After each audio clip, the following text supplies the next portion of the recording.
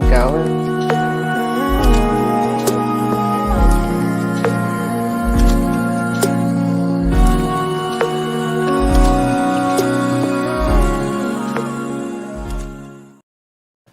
My people, are we live? Are we live? Yo, AUSARES, Louise UWACU in the building. Today, we have a guest. We have Prince Dynast Amir. He's here right now. He's waiting in studio. Can't wait to talk to him. We're going to talk about his book. We're going to talk about his travels. We're going to talk about his passion for Africa. My people, welcome to U&I Talk Show live, yo.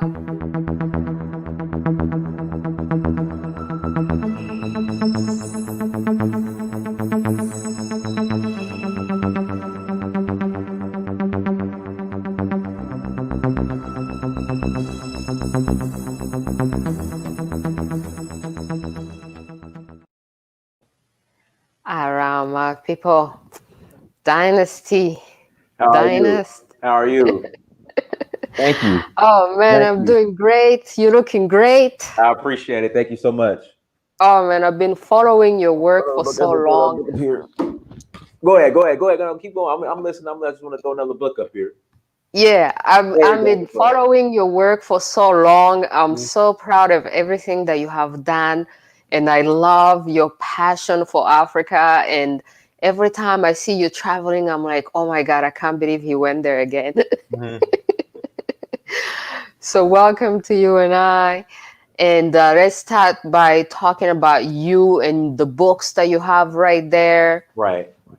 Yes, everyone. Well, first of all, Louis, thank you so much for having me. It really means a lot, guys. Thank you. Everyone who's out there watching, thank you for joining us. So my name is Prince Dynast Abefe Adewale Amir. Let's see what I am. I am a bridge builder. So I am building a bridge between the diaspora and Africa through art, commerce, and culture. So, that's my role. That's my title. That's what I do. That is what I do. So as far as the books, I have written several children's books. So these are a couple right here, a couple of them right here. Kinky hair is kingly hair, and kinky hair is queenly hair. And my new release, which Louise has a picture of, it's over here on the other side of the table, is It's Libation Time. There you go. Bam. It's Libation Time, a children's guide to the ancestors. That's the newest release. They're available at Amazon.com, or if you go to dynastamir.com, you can grab a copy. So guys, go out there, please support, and I really, really appreciate it. Absolutely. So what is it that made you focus on writing for children? You know what? It's just so my first book was actually a sales book, Sales Motivation 101, Get Off Your Ass and Cold Call. So in corporate America, my position was sales. I was a sales rep. So I wrote a book on sales. Then it's just the inspiration, just like I meditate every morning. So I get up early every morning and I meditate, and it's just the inspiration just hit me to write a children's book. So my first children's book is The Sun Loves Me. This is my first children's book. So it's just, I just put pen to paper and the ancestors just channeled through me, the story. So then after that one, I wrote The Sun Loves Me. I think Kinky Hair is Kingly Hair was after that. Then it was Amina's Third Eye, which is around here somewhere. Then I wrote Kinky Hair is Queenly Hair. Then It's Libation Time, A Children's Guide to the Ancestors is the final one. So I might write some more children's books, but right now I'm working on more of a self-help project as far as my next book. So I hear you. So when you were growing up, what kind of books were you reading? And is this something maybe that you lacked growing up and that you want to share now with new generation? No. I read a little bit of everything. I mean, I remember, I read my children's books, but I remember back even in elementary school, I read Malcolm X's By Any Means Necessary. I read the autobiography of Jomo Kenyatta. I read a little bit of everything growing up. So As far as the children's books, I think the topics I deal with, especially when it comes to children's books in regards to like It's Libation Time, A Children's Guide to the Ancestors. I don't think there's anything other, but I don't think there are too many books out. There you go. I don't think there are too many books that are in this subject matter when it comes to children in regards to the ancestors and the different deities, African deities, specifically for children. I don't think there are any other books out there, children's books out there like that. So I think definitely my children's books are filling a much needed void. Kinky Hair is Killing Hair. Kinky Hair is Cooling Hair is dealing with, a lot of us growing up because of just what we're fed by the TV and fed by media. We are told that our features are inferior and that the white standard is the standard of beauty. So, these two books in The Sun Loves Me, that it deals with, our children seeing positive images of people who have features like them and how they were able to make a positive impact on the globe, not just their society on a local level, but on the planet as a whole.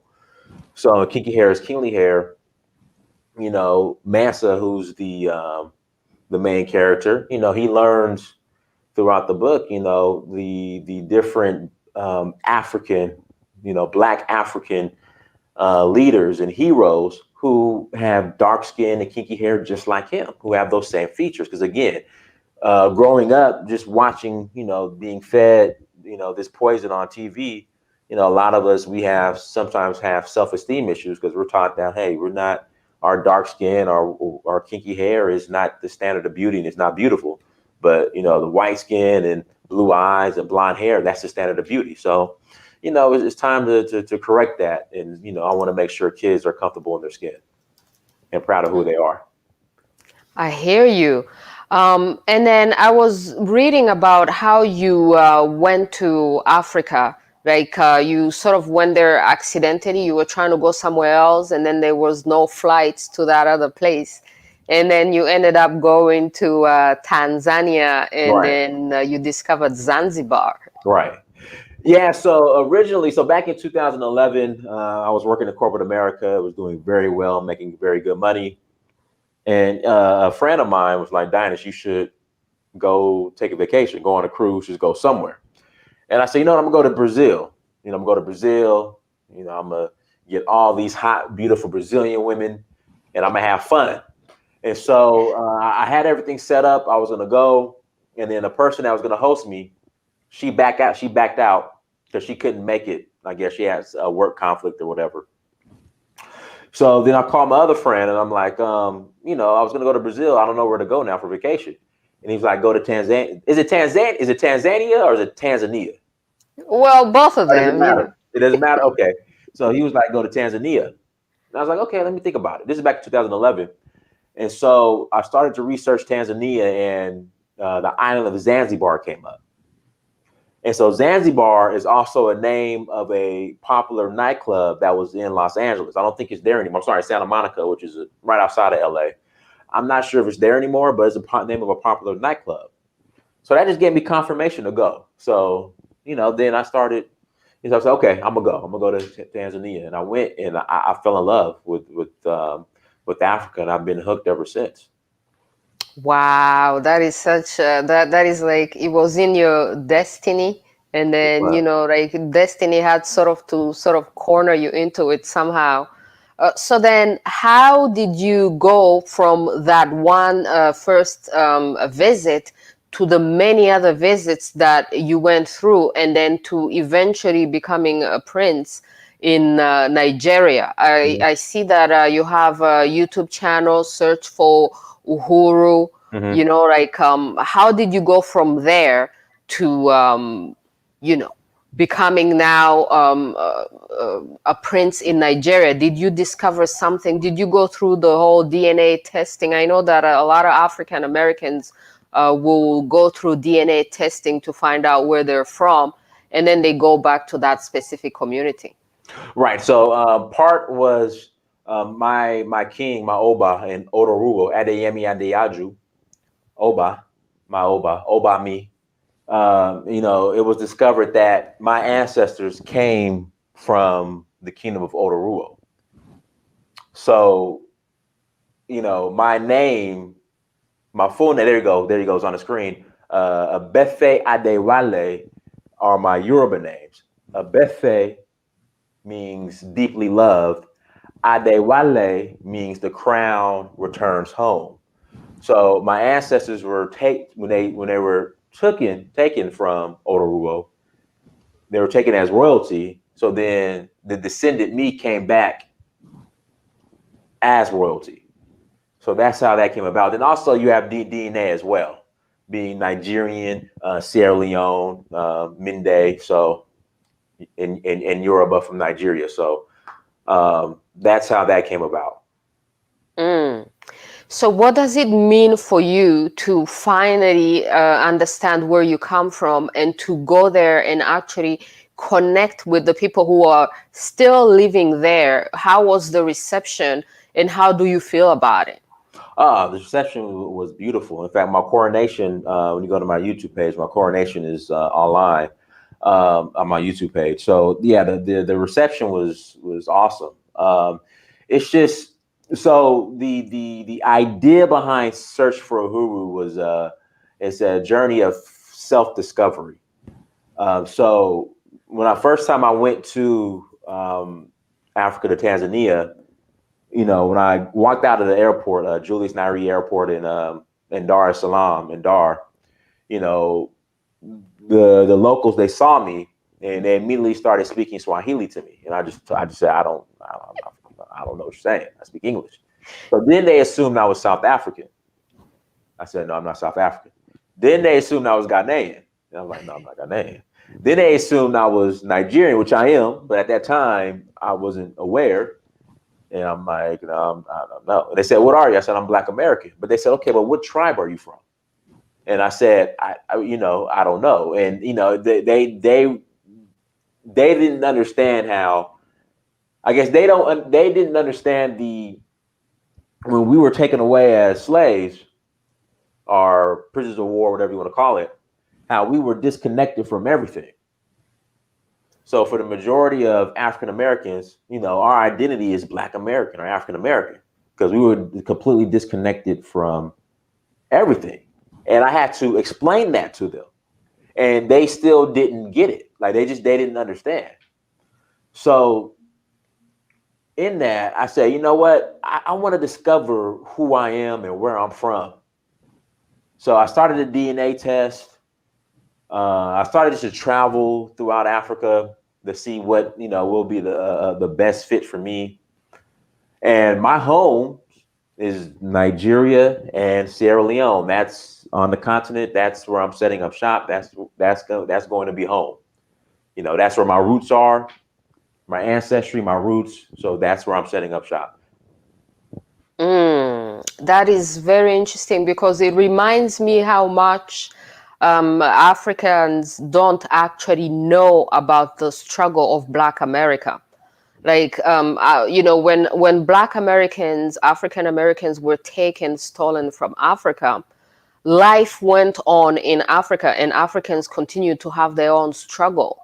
And the education system in Africa does not necessarily teach anything about the slave trade. So it's kind of a shock when they see Black America, right, and they learn about the things that Black America has had to go through. Right. Like even for myself, when I came to North America and learned the things that Black America had to go through, it was like, whoa, because in Africa, when the people that we see, the white people that we see coming to Africa, they come for charity organization. We don't see, in modern times, we don't see any bad white people coming to Africa. So the idea of learning that here in this society in North America, white people, have been so bad towards Black people is a kind of a shock to Africans. You know what I mean? Because these days you get tourists going to Africa, you get people going for humanitarian purposes, so it's like a lack of education between the two Africa, the continent, and Africa, the diaspora. You know, how does Black America feel about that? Or you as a Black American, how did you feel about that? As far as the disconnect, as far as Africa, I mean, Africans not really knowing about the slave trade. Yeah. I was shocked. I thought they were taught, about the slave trade. But then, I come to notice that, they're not really educated about it or don't have any clue about it. Even now, I would expect, East Africa, because the majority of the slaves came from West Africa. So, East Africa, they'll kind of get a pass, but in like West Africa, the majority of Africans, they have no clue about the slave trade. Absolutely no clue. So I was kind of shocked by that. But then when you find out that the educational system is still British based or basically colonial based, then you understand why they're not taught about it. Mm. So it's like there's a deliberate system that prevents Africans from learning their history, that what happened to them in Africa, and then there's also a deliberate system in America not to teach anything positive about Africa to Right. Africans in Absolutely. America. Absolutely. Like I said, people are still using 1970s and 1980s stereotypes to justify not going to Africa in 2020. I'm still getting the lions in the street, or tigers in the street, or elephants in the streets. I'm still getting that to this day. Still getting that. So, that's part of the issue. Yeah. So when you organize trips and you take people to Africa and they discover Nigeria or all those other places that you've been that are so amazing, what is the reception when people see you traveling in Africa and having a great time? What's the reception? I mean, it brings people who are interested and curious, and especially now in 2020. When I first went in 2011, people thought I was crazy. They thought I was nuts. And then gradually, of course, the whole Black Power, conscious community, they understood, but I would say white collar, corporate, Black professionals, they were like, why you go to Africa? But now in the last couple of years, it's been a shift. A lot of Black professionals are very, very interested in Africa now. So the reception's been good. So what's the relationship ideally that you would want? Because I know that one of your names means bridge. Right. The Oluse Afara. Yeah, Oluse Afara. That means bridge builder. Oluse Afara. Mm-hmm. So what do you want ideally to happen between Africa and African Americans and Africans in Africa and Africans in America? I think it's as far as Black Americans, we're gonna have to, because the argument is who should reach out to who first. So, African Americans are like, well, they sold us, and the governments aren't doing a good enough job, as far as extending that helping hand or reaching out. On the continent, they're like, well, look, we were in slavery too through colonialism for the most part, and then these borders that we have now didn't exist. When you guys were taken or sold or whatever you want to call it. So right now it's the who's gonna, it's like a man and a woman. The woman's like, I want the man to, engage and approach me. I'm not gonna approach him. You know what I mean? So it's like that's kind of where we're at now. But I think Black Americans, because of what's going on in America, we can't afford to be stubborn. Like we have to, start building that bridge and engaging Africa. Like we have to. Like we have no choice. I sometimes think that Africa, as a mother who lost her children, would also want to take on that responsibility of going to search for her children and to try to bring them back home. or to do everything that they can. I often think that the African Americans, the diaspora, is sort of the international community that Africa needs, because you always hear about this international community that intervenes in African issues. But I think the African Americans would be sort of the perfect international community. And also, as African Americans, as a voice, as citizens of the United States, one of the most powerful countries on the planet, I think if you used your voice in your politics so that the United States would have a better foreign policy towards Africa, so then we would have a peace in some of the countries that the United States is responsible for installing dictatorships, for example. If Black America campaigned to have better politics towards Africa, then we could have a peaceful Africa, and African Americans could come back to Africa, to peaceful and solid countries that are not getting sabotaged by the United States, where you live and pay taxes. So I don't know how you see the involvement of Black America into American politics and going beyond the Democrats and Republicans and looking at the foreign policy as well, especially towards Africa. Well, you got to understand, Black Americans, so this is, the majority of Black Americans are disconnected from Africa. So that's number one.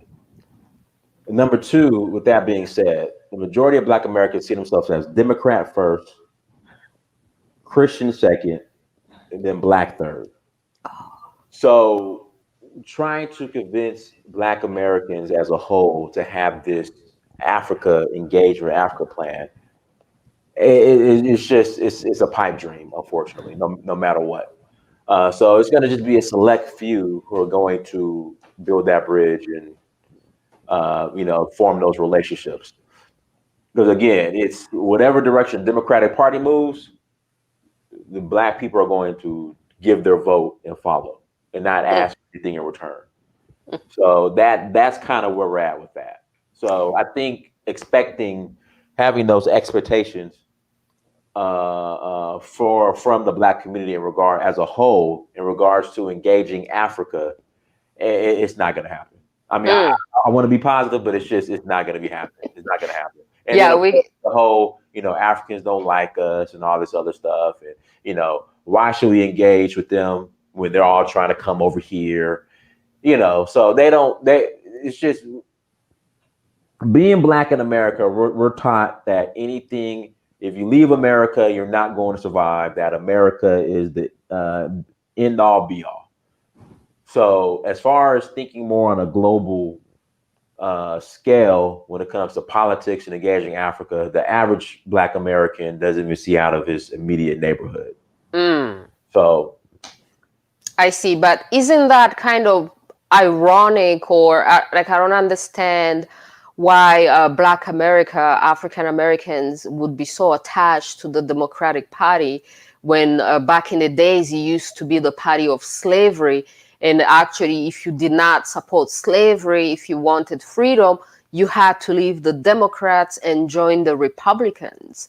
So this attachment to the Democrats doesn't make any sense. And what have the Democrats done for Black people that is so beautiful and amazing that they would deserve this particular attachment that Black people have for them? So in the 60s, Martin Luther King, and people who are watching this, if my history is off, I apologize ahead of time, but I'm going to be kind of in the ballpark. Martin Luther King Jr. And I'm going to say a cuss word. I'm just repeating what the president said. So, I don't know if this is PGTV or not, but Martin Luther King met with Lyndon B. Johnson, who was a staunch racist white supremacist, in regards to the Civil Rights Act. Lyndon B. Johnson said that with this, basically, he's going to have those niggas voting Democrat for the next 100 years. And it's come true. So the Democratic Party doesn't have to do anything for Black people. Black people are just going to give them the vote. And it's just, like I said, Democrat first, Christian second, Black third. So do we need like a ceremony, a traditional African ceremony to liberate and release Black America from this? They're rejected. They're rejected. Because, you know, if you see, I think that Black America doesn't actually realize its power because, for example, when you see how much money. Black America doesn't want power. What do they want? We're comfortable. As long as we have access to, you know, decent paying jobs and credit cards and the American dream, we're fine. Like we're saying, okay. Anything outside of that, you know, it just that doesn't exist. Like that's the end game. You know. But and I also often wonder, like, if you have been kidnapped from your home and enslaved in another land, and then eventually you become free, shouldn't you be seeking to go back to your home where you were kidnapped and discovering that and taking your inheritance from that instead of fighting to have a piece of America, which is not necessarily you know, favorable to you? Again, the majority of Black Americans see themselves as Democrat first. Here we go. Democrat first, Christian second, American third, African fourth. So okay. Again, they see themselves as Democrat American. So it's not gonna happen. So then what if we even go further and question this idea of being Christian? Because religion, whether it be Christianity or Islam, is part of the tools that were used to enslave Africans, whether it's African Americans, even in Africa, people are enslaved through religion, through Christianity and Islam. So the idea of identifying as Christians and Muslim and having that as blocking you from seeing your ancestors, your African wealth, how does that make people free? You have to so you got to understand our ancestors had their own specific spiritual systems that they crafted through the higher spirits or beings, whatever you want to call it. Their own system. The way a lot of, not just Black Americans, this is all over Africa too now, as far as Christianity and Islam, but I speak on behalf of Black Americans. We are still having arguments and debates about the race of a guy named Jesus who no one could prove ever existed. So that's how it's rationalized. Like, look, Jesus was a Black man. Okay, Jesus never existed. Prove it. Where's the museum at? Take me. I mean, you could go right now to Egypt. You'll see the pharaohs. You'll see everything from when Jesus allegedly existed in Egypt. You'll see tombs. In fact, I think a couple of days ago, they just unearthed another Egyptian mummy that's been there for thousands of years. But your Jesus, your Moses, where's the museum? Where's anything? So I think how a lot of Black Americans rationalize this whole religion thing is, well, they were all Black, but it's like, okay, but they never existed, or prove it. You know, so it's like what we want to do. We want to take milk from a cow, a white cow, put chocolate powder in it, mix it. It's now chocolate milk, but the foundation is still the milk from the cow. The cow doesn't give chocolate milk. You never go to a cow or goats, and you'll never get chocolate milk. It's going to be white milk. No matter how much chocolate powder you put into it, the foundation is still white. So the Bible, the Islam, no matter how much you try to Africanize it, it's still white, and then you're dealing with allegories of people that never existed. And so a lot of us think that if we try to Africanize it and put the chocolate powder in the Bible, that all of a sudden now is African. No, it's still King James. It's still King James. It's still Council of Nicaea. You know, yeah. Nah, I see what you're saying. So, which is why your work, Search for Uhuru, which Uhuru means freedom. it's so important, because it's like you are searching for freedom, and there are all these people who are on the search for freedom. Then how do you find freedom? What is freedom to you? What does freedom look like? And what will freedom look like for you in a few years for Black America? Freedom, well, for those who, I guess, who truly want freedom, is going to be taking your resources out of America and shifting them to Africa. That's the only freedom. Anything else, anything outside of that is just you're on the hamster wheel. Now, I saw that you got the Nigerian citizenship. Correct. How's the process? Is that something that, what is the advantage of having the Nigerian citizenship? And, what exactly does that allow you to do that the American citizenship wouldn't allow you to do by itself? Well, I'm Nigerian, so I have a home now in Nigeria. Like, I'm officially Nigerian. It's just, like I said, you have to think outside of America. America's not the end all be all. Africa's the future. Nigeria is the giant of Africa. So it's just, when you look at it, like, I'm a dual citizen now. I have an official home in Africa. Like, I officially. It comes to a point, me going back and forth, all of the spiritual and the welcoming ceremonies, and you show up to the airport or you show up to a local village and they welcome you in. That's great and it's appreciated and it's beautiful. But now I am officially documented on paper an African. I think, which is, important. The symbology is great, but when you have those tangibles as well, it's even better. And then, but the main issue I have, especially with West Africa in general versus East Africa, if you have a U.S. passport, you can pretty much travel throughout East Africa, either visa free or visa on arrival. West Africa, just about every country, you have to get a visa before, and not even visa on arrival, visa before you go. So you have what is called ECOWAS, which is the Eastern, but it's ECOWAS. Yeah. Which is a number of West African countries where if you have a passport from that country, you could travel throughout those ECOWAS countries visa free. And there are some other perks as well.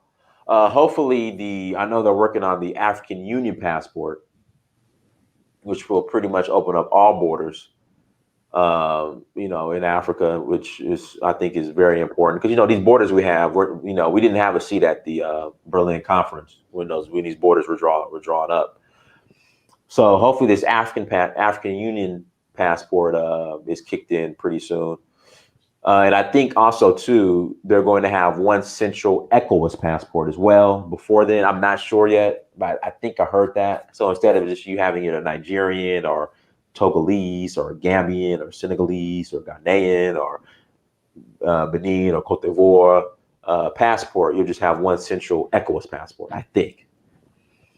So, those are some of the perks, but just having that passport, again, search for who? Search for freedom. Where are you from? Who are you? I'm Nigerian. Soon to be Sierra Leonean. That's where I'm from. That's my DNA. That's where I'm born. Well, not physically born, but by birth. DNA is passed down through birth. I'm Nigerian. I'm Sierra Leonean. Therefore, my roots, my ancestors come from Ororuwo. My ancestors are Mende in Sierra Leone. So therefore, officially welcome me. Your stolen, lost son is now back, and not just back just to hang out, back to actually build, develop, contribute, make an impact on society, make an impact not just on Nigeria and Sierra Leone, but African society as a whole. So welcome me officially. Absolutely. It's such a beautiful thing because that it feels like a full circle type of thing, you know, Right, like if you're, it's a full circle. yeah. Like I said, my ancestors were taken away from Ororuwo as royalty, and now I've came back. The descendant has came back, returned. Adewale has returned. Yeah. You know, one thing that I want to say about Black America is that the resistance that they have been through for generations and the strength with which they have survived and resisted oppression and enslavement is a testimony to the power that inhabits your bloodline. You know what I mean? Because the fact that they were taken from Africa, they were not slaves in Africa, they were enslaved in America, and that difference is huge. So they have actually been able to prove that they were not slaves, because if they were slaves, they would never aspire to freedom. But it's precisely because they were not slaves and because they knew who they were and they knew their worth, that no matter how much they tried to enslave them, they fought and resisted against slavery. And today you are alive and you are making the journey back home. You know, I think it's a beautiful story. Thank you. So now this, it's libation time, a children's guide to the ancestors. Yes. When you go into Africa and you go into African spirituality, a lot of people are reluctant because they're like, "Ooh, black magic," and who told them that? yeah, Who told them that, and then who gave you your Bible? No coincidence. So this, do you feel this resistance when you try to tell parents about African spirituality and the ancestors, and they are still within that identity, and they're like, "Oh no, you're trying to take our children into dark things and devil things and pagan things"? Like, how do they receive these things? I mean, if you're open to it, you're open to it. But at the same time, if you read the Bible in the Quran, I mean, it's filled with paganism as well. So, you know, it's why is this paganism okay, but your own African paganism is evil? You know, if you read the Bible and the Quran, they have black magic in it as well. But why is this black magic God's will, but this black magic, this African black magic, is evil? Everything that's in African spirituality that's deemed evil is also in the Bible, is also in the Quran. I mean, what was it? Jesus turned water into wine? That'd be considered black magic. Jesus turned water to wine? I mean, what else do we have here? God took Adam's rib and made Eve. Am I correct? Is that not black magic? Is that not black magic? Yeah. God made man from earth, from dirt. Is that not black magic? Let's see here. God rained thunder and fire on Sodom and Gomorrah. Is that not black magic? And then when I think it was Lot, or I forgot who it was, who they were running, they said, "Don't turn around. Or are you going to turn into stone?" Somebody turned it around and turned it to stone. Is that not black magic? So why is this black magic bad, but the black magic from your ancestors evil? Did Jesus die and rise, allegedly die and rise in 3 days? Is that not black magic? Wow. So When's the next time that you're going, and how has the current restrictions for traveling and all that stuff affected you and your work and your connection to Africa? And how do you see this interfering with the future, how people are going to want to travel, you know? So I had tours planned March of this year, March, August, November, and December. Obviously, that got canceled because of COVID. So next year, but me personally, I'm going back in November. So in November, I'm gonna try to go to Senegal, but right now it's gonna be Sierra Leone, Cote d'Ivoire, and Nigeria. In November. Then next year, as far as tours, we're gonna be back doing Sierra Leone, and Nigeria. So right now, tentatively, it's Sierra Leone in April, Nigeria in August and November, then back to Sierra Leone in December for tours. So that's what we got going on. I see. So, well, coming back to America right now, people are going to be voting. I've seen you campaign saying that you're not going to be voting. No, I'm not going to vote. All right. So who should people give their vote to right now? People should vote with their conscience. That makes the most sense.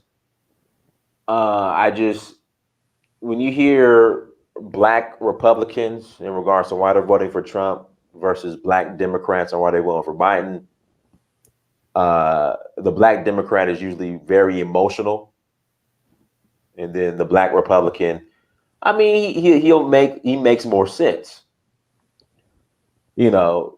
So, but at the end of the day, you vote your conscience, vote for who you want to. Me, I will not be participating in the election. Only way I will participate in the election is if I drive by the poll and the line is I can go in and out, then I might hop out the car and go vote independent. But outside of that, I got more important stuff to do. Yeah. How did you feel when Biden, who's been the vice president to Obama all these years, Obama is one of those guys who bombed Africa, Libya, and brought slavery back to Africa. right? And Biden was right next to him. And then the vice president that Biden picked is a woman who was involved with policies that imprisoned Black America. So, like the combination, I don't really see anything positive for Black America on that side. How did you feel when the whole thing unfolded? Well, again, we're Democrat first, Christian or American Christian, then Black. So it doesn't matter who the Democrats put out. Black people are just going to vote for them. You know, that's just how they operate. And not only vote for them, but also excuse their past history. You know, just because that's just how they operate.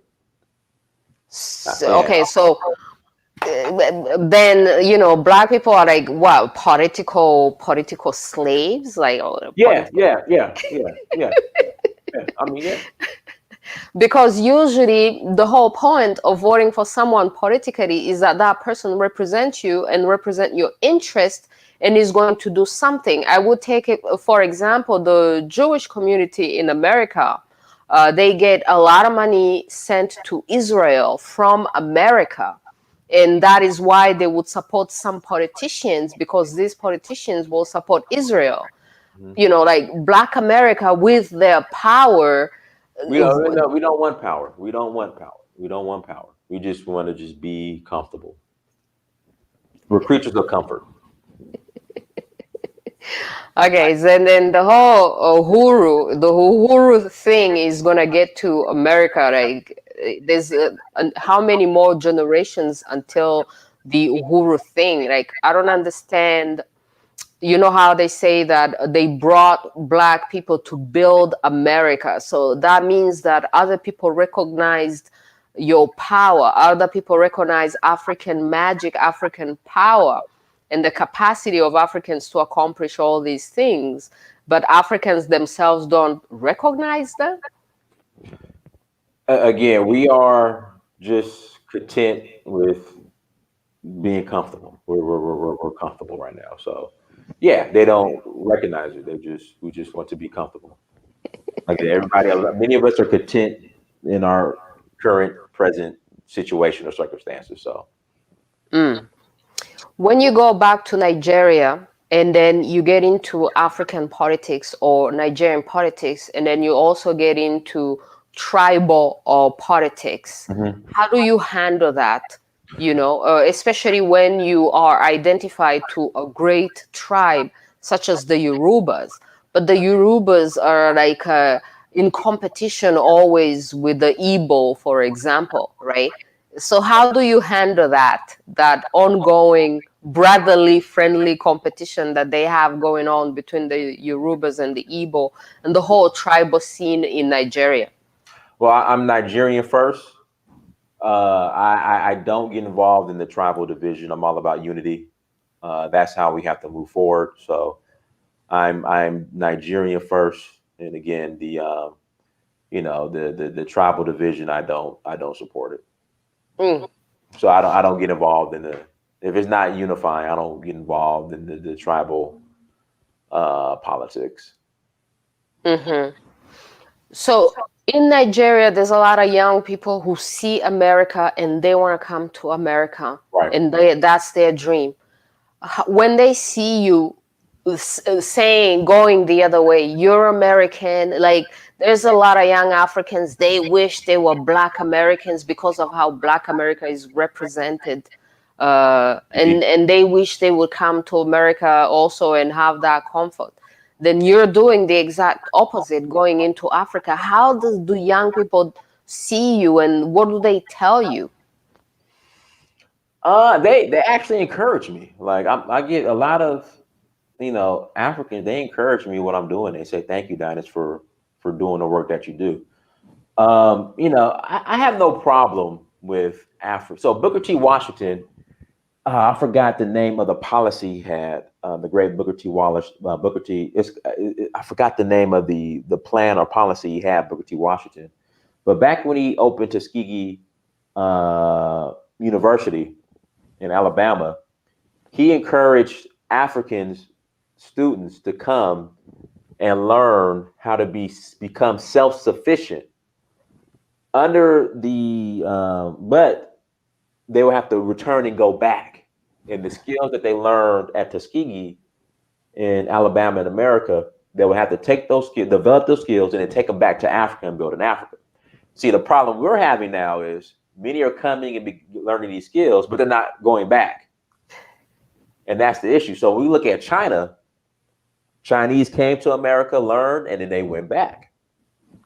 But but I think my generation, and then I think the generation after me, we're going back to go build. And like I said, there are a lot of people in corporate America now who are reaching out to me, say, "Hey, Dynast, look, I've done all I can do in corporate America. I'm not advancing. I'm not getting promoted. I want to take my talents to Africa." So it's a shift happening. Absolutely. So we're coming towards the end of the show.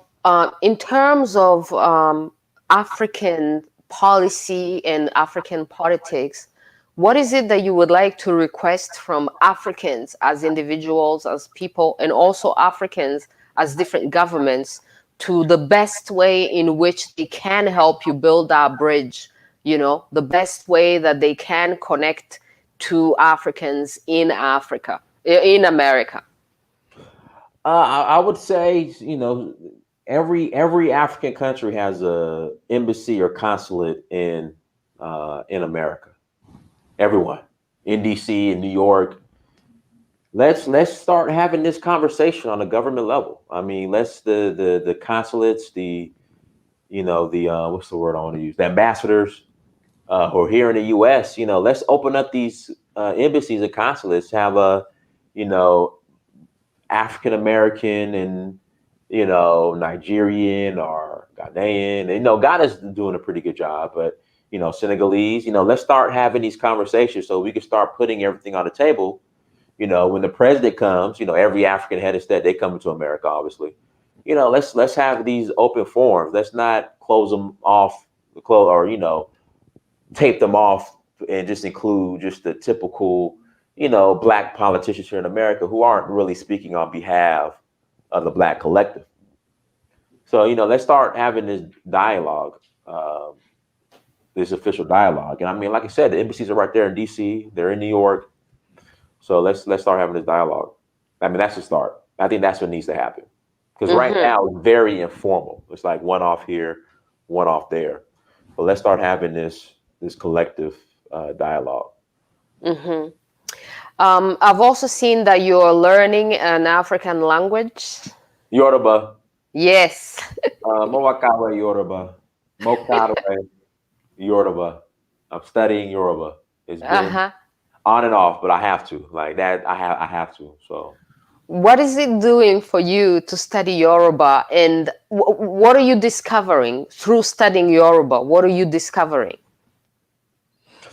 That I need to learn it. I mean, I can't go back and forth to the continent, consider myself Yoruba, and not fully know the language. Like I have to learn the language. Like I have to. So. Yeah. Is there things that you're seeing in the language that jump onto you or that explain, because African languages are multi-dimensional, and it's not as simple as the English language. Is there a cultural shift that you're having to do in order to be able to learn the language? Like, how smooth is the process going? Yeah, I mean, it's not easy, So I think one thing is sometimes there's been, and I think this is especially when it comes to religion. So in the majority of African languages, in fact, all African languages, I could be wrong, I'm not a linguist, there's no concept of the devil. But through mistranslation and missionaries having ulterior motives, they'll say, okay, this is the devil in your life, or this is evil. When really there's like disagreeable and agreeable, they say that's the evil, that's the devil. When really there's no concept of the devil. So, you have little things like that. But, I'm still learning. Absolutely. So what would you like to say to people, and what would you like to say to people who are following you? What's your main message? I see people who give you give messages every day. A comment from the internet: I discovered Dynast years ago and took a trip to Tanzania and enjoy his YouTube channel. So what's the message that you want to give out to people? It's simple. Africa is the future. Africa is the future, and and Africa will give you an opportunity to, here in America, the common, I would say, topic or issue is Black people being locked out of wealth. With the prices of real estate going up, Black people not being able to acquire real estate, acquire ownership, acquire land, which is wealth. You get a fresh start on life or a new lease on life in Africa, because right now everything's affordable. So if you're trying to build generational wealth, if you're trying to build or acquire assets as far as land, I mean, and you're seeing yourself that you can't do it here in America, Africa is a great option. Africa is the future. That is such a powerful statement. We're coming to the end. One thing that it makes me think about, this whole idea in the Bible, since we were talking about the Bible and Christians, of Jews being enslaved in Egypt, and then after hundreds of years coming out of Egypt with a lot of wealth. Since that has been proven to be Bible fiction, because there was no slavery in Africa, there was no slavery in Egypt, and there was no one separating the ocean in order to take people out of Egypt into a new land. And some people have actually said that the story of a people being enslaved in a foreign land for generations is the story of Black America, which was stolen and enslaved in America. And after a few generations will come out of America with great wealth and go back to Africa with so much wealth to rebuild their own home, to rebuild their own continent. What do you think about that story? Yeah, but I would say this. I'm not a Hebrew. I'm not an Israelite. I'm African. I am Yoruba. I'm Mende. I'm not a Hebrew Israelite. So, it's just, you have certain communities here in America who they want to be everything but African. They want to be Native Americans. They want to be Olmecs. They want to be Hebrew Israelites. They want to be everything but Africa. We identified ourselves as Igbo, Hausa, Fulani, Mende, Wolof, Yoruba, Fon. We never identified ourselves as Hebrew Israelites. So, it's a great story, but again, and it can give inspiration. But at the end of the day, we are African, we're Fon, we are Yoruba, Wolof, Tiv, Maasai. I mean, the list goes on. We're not Hebrew Israelites. So, yeah. So people should stop, they should stop that story and embrace their identity like you have. Yeah, I mean, if they can do what they want, but just on a, and I'm not claiming to be a scholar or this intellectual, but just again, I've been up and down West Coast Africa, and no one calls himself a Hebrew Israelite. They're again Ashanti or so. Like I said, just we have an issue in America. Everybody wants to be everything but African. They want to I attach hear you. themselves to all other identities, Asiatic black man and all. Okay, whatever. I hear you. Well, Prince Dynast Amir, thank you so much. It's been such a pleasure talking to you. I love your work. Shout out to Ororuwo in Nigeria. Mhm. I love the Oluse Afara name and title that you have, Mhm. because you are living up to your name. I love the Abefe Adewale. I just love it all. And where can people contact you if they want to get these books, get all the products that you have, and then follow you, into your next trips to Africa, come with you to the trips that you organize? Go to dynastamir.com. Go to dynastamir.com. Everything's streamlined. Go there and send me a message or, do whatever. Absolutely. All right, man. I appreciate it so much. Like, once again, people, that's the book. Go get this book. It's libation time. Get the children learning their own history, their own great things. And thank you so much. Keep up the great work for Africa. I just love it. And if you have any last words you want to say, you go ahead. Otherwise, it's been a beautiful time talking to you. I mean, everyone, thank you for joining. I appreciate it. Thank you for allowing me to come on. All right, all right, all right, all right. Thank you so much. All right, my people. So this is the end. We're coming to the end of this. I think I'm gonna slowly continue the show. I'm gonna do an after show in Kinyarwanda. If you want to stick around and ask a few questions, I'm going to do a few minutes, a few comments in Kinyarwanda. Stick around for 2 seconds, just a short break to end the English part.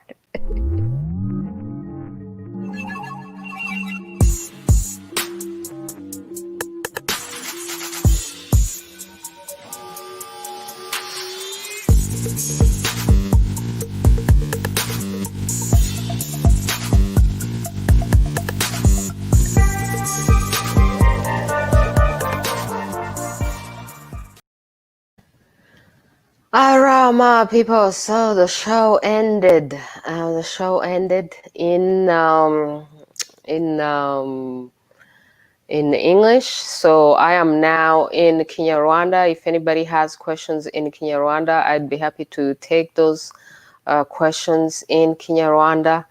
Otherwise, if there's no questions in Kinyarwanda, I'm gonna end the show and keep on going. I just don't want to feel like I've neglected my Kinyarwanda audience today. I have not neglected my Kinyarwanda audience. So I'm listening. If you have questions in Kinyarwanda, my people, abantu baba bafite ibibazo mu Kinyarwanda, I'd be happy to answer mu Kinyarwanda. Niba nta bantu bafite ibibazo mu rurimi rwacu, ubwo rero nanjye ngiye kubasezera. Nari navuze ko ni umushyitsi niturangiza gukora interview n'umushyitsi ndi bugume muri studio gatoya nkaganira n'abashaka ko tuganira mu rurimi rwacu, you know. So ubwo niba bahari turi kumwe. Ezra ndakubona U&I thanks, mukomere cyane, mukomere. Kasore, akazi keza. Alright, my people, man. Okay, so have a great evening, everyone. I don't see that many questions. Everybody, thanks for watching. Subscribe to U&I Talk Show. We are together, yeah.